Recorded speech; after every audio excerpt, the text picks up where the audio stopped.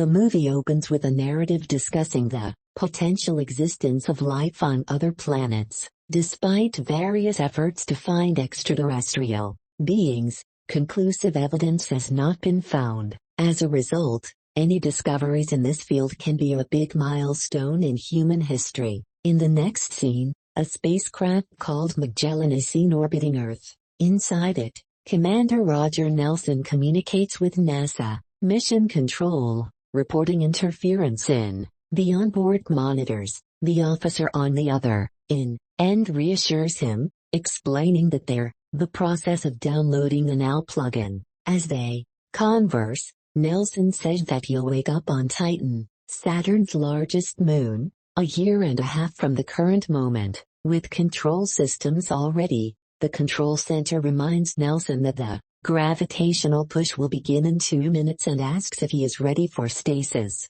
However, the commander is busy admiring the mesmerizing view of space through the porthole. He eventually lies down on the pod to go to hibernation for 18 months. The scene then shifts to 2.5 years earlier, where Nelson and his wife, Abigail, are having some fun time with friends. Amidst this, Nelson receives a call from a NASA officer, informing him of a space mission briefing tomorrow. This news doubles the couple's happiness as Nelson is finally going to fulfill his dream of going into space. The next day, at the briefing, NASA project manager Gerald Becker tells Nelson that they detected a radio anomaly, a low-frequency pulse with regular repetitions. After the first anomalous signal, they detected 2 more of it with higher frequencies. Gerald notes that these sound messages create a perfect major tonal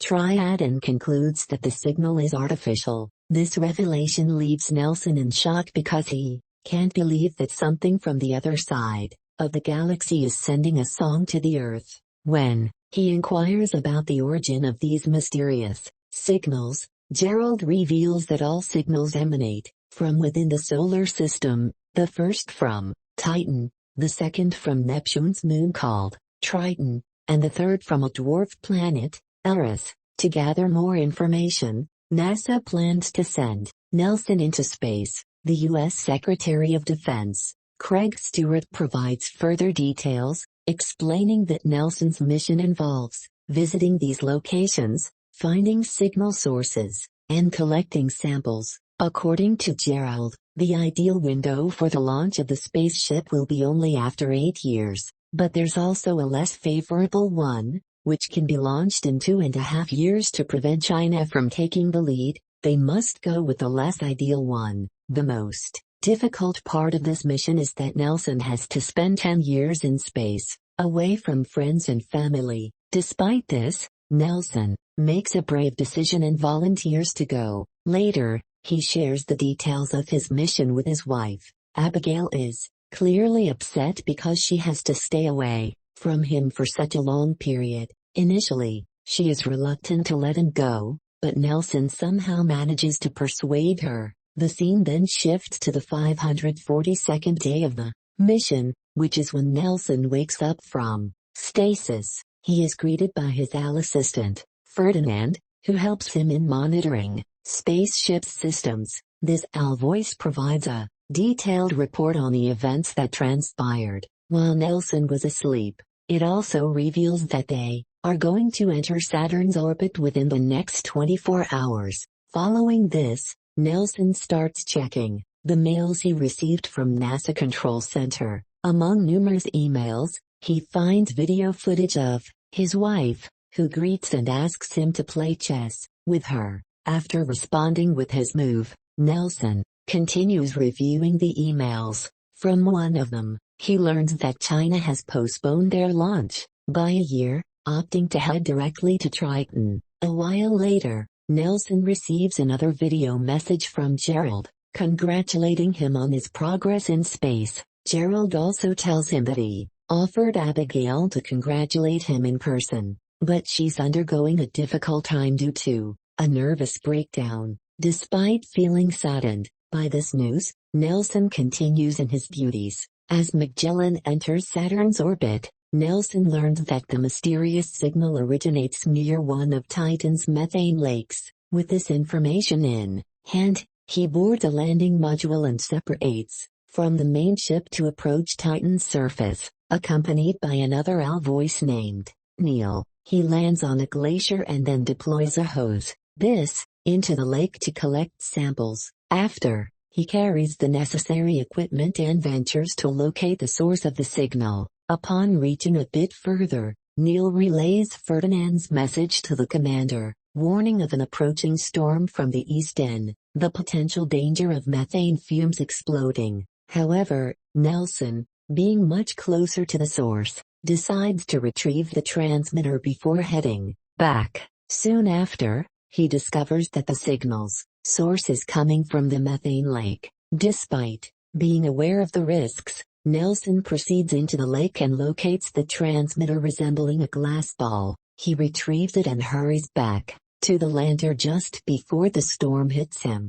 While waiting for the storm to pass, Nelson examines the alien transmitter. Driven by curiosity, he removes his gloves and proceeds to touch it with his finger, disregarding Neil's warning. As soon as he makes contact, his communication with Neil is abruptly cut off, and he experiences a sensation, being drawn into a black hole. Fortunately, when he panics and drops the transmitter, he regains normalcy. As the storm clears, Nelson makes his way back to the mothership.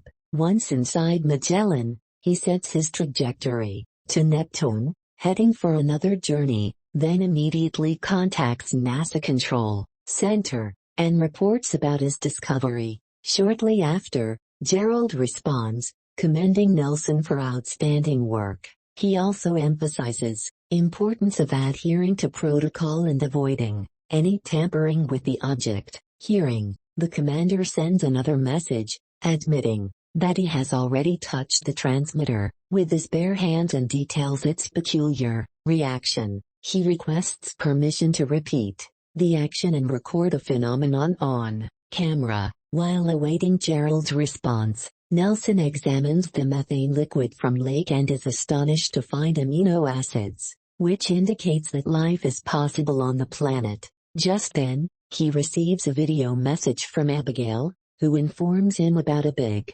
problem that has arisen. She claims that some Chinese hacker hacked into her computer system and tried to access information about their current mission. In order to ensure safety, Craig has threatened to completely ban her from the NASA Control Center. As a result of this, Abigail is disheartened as she fears losing the only way to communicate with her husband. Although it's only been a year and a half, already feels that she's sending messages to a dead man. In response, Nelson sends another video message to her, urging her to stay strong and wait for him. He also tells his next chess move and goes for stasis. The scene then fast forwards to 32 months later when Nelson wakes up. As before, Ferdinand greets him and starts reporting everything that happened in his absence. According to the owl, an anomaly was detected in the alien transmitter,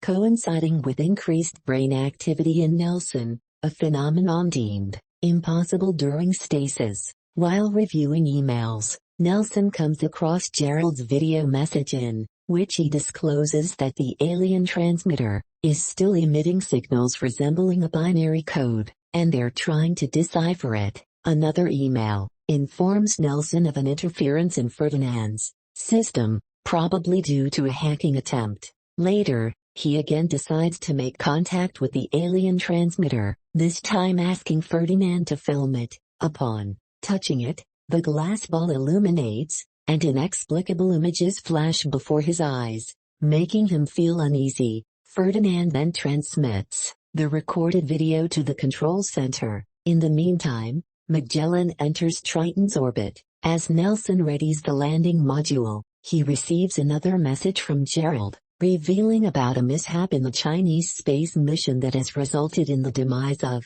all 3 astronauts. This makes the commander feel nervous, but he continues with the mission. The stakes are higher this time as he must find the second transmitter in a limited time, or else he'll miss the window to Eris. The next scene shows Nelson, having landed on Triton and searching for the signal's source in a crater. He cautiously heads down and manages to locate the source within a few minutes. Turns out that the transmitter looks exactly the same as the previous one, with only 9 minutes before takeoff. He stores the transmitter into a container and starts heading back to the lander, but in an unfortunate turn, he accidentally drops the container while ascending. This prompts Nelson to go back to retrieve it. Despite having only 4 minutes until departure, he manages to reach the lander mere seconds before the time limit. He then instructs Neil to initiate the engine and return to the mothership.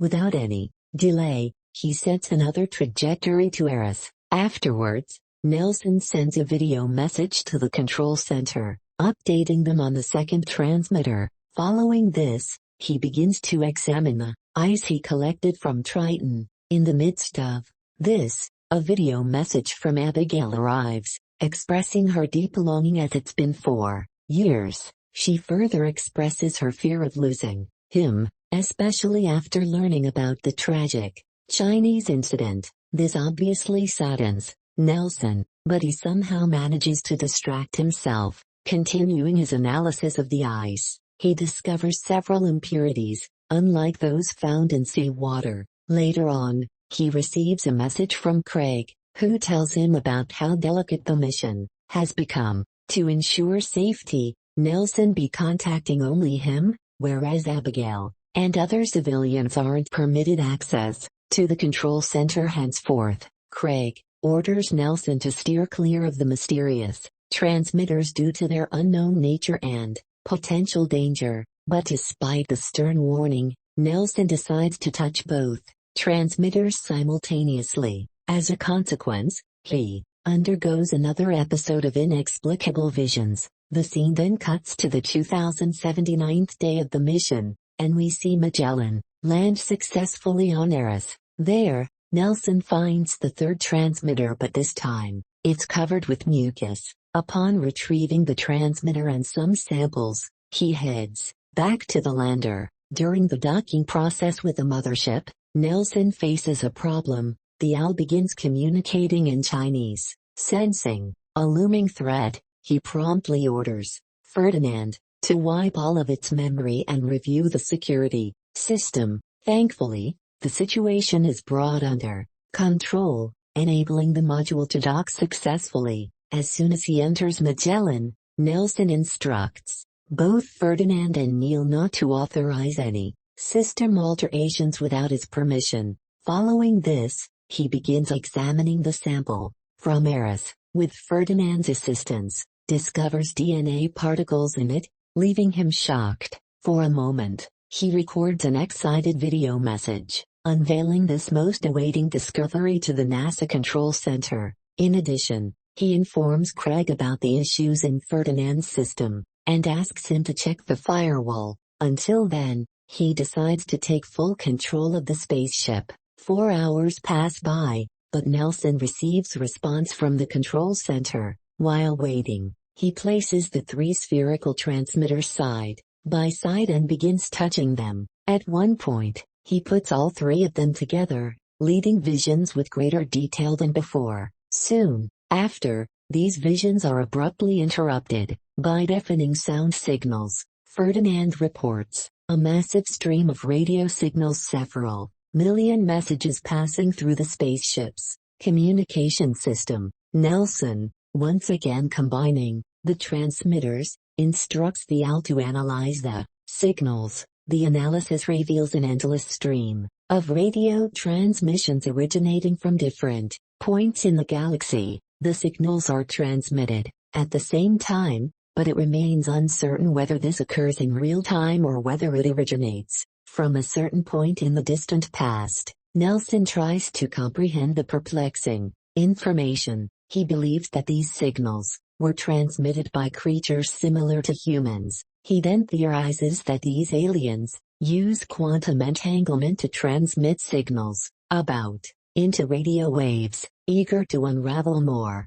the signals, he directs Ferdinand to analyze 8,000 of them in detail. On doing so, the owl finds out that the binary data within the signals is encoded in the DNA code. Just then, Ferdinand detects another signal, emanating from the Oort cloud, situated far beyond the explored reaches of the solar system. It would take 38 years to reach the signal's source if Magellan continues to operate. It's at this point when Nelson realizes that he can't back off after coming this far. After this, he records a final message to his wife, revealing his decision to fly to the Oort cloud. He apologizes to her for the difficult years of waiting, but he claims that the signals are calling him and he can't ignore it. He then makes his last chess move. Before ending the video, Nelson then instructs Ferdinand to set the trajectory to Oort cloud.